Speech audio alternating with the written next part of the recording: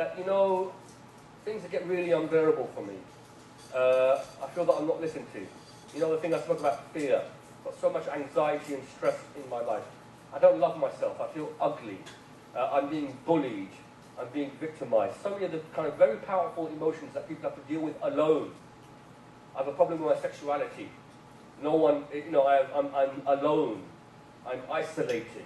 My parents have gone through a divorce.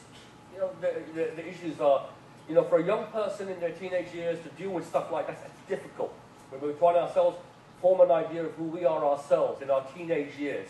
Many of the people who adults I work with, the psychological damage was actually done in their teenage years, in their early adolescence, 13 to 15. That's when the damage was actually done, the emotional damage. And then that kind of subconsciously affects them later on in life until they break that connection. So that's why, and when people talk about why, so I'm having all this pain, and when I cut myself, the pain just seems to go away. And it's based on a model around trauma. It's an interesting model. I'll share it with you. That, you know, when, as a child, you know when I spoke about fear?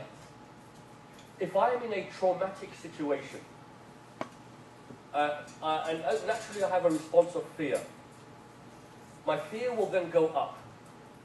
Then what will happen normally is that my parents, adults, other people who are there to play a role in keeping me safe, when they see I'm scared, will come over to me and nurture me, care for me, protect me. My fear goes down.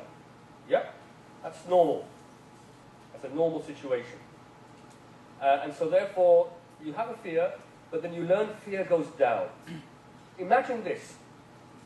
Imagine being in a situation of fear and nobody comes to protect you, okay, to keep you safe. So your fear keeps on going up and up and up and up. And obviously it can't keep on going exponentially. So it comes to a point until you then develop a strategy for bringing it down yourself. Somehow cutting yourself brings the fear down. I had one client once, you know, she became paralytic. She became paralyzed.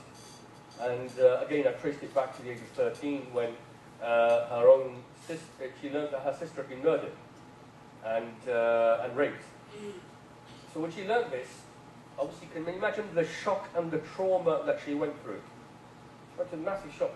And no one came to deal with it. She just became paralyzed. And therefore, every stressful situation thereafter, she would return to that state. Until, you know, and I helped to kind of break that kind of connection. Because her mum didn't come and look after her, because her mum was in shock. Imagine at the age of that 13, hearing that news, my sister has been murdered, and the trauma that created.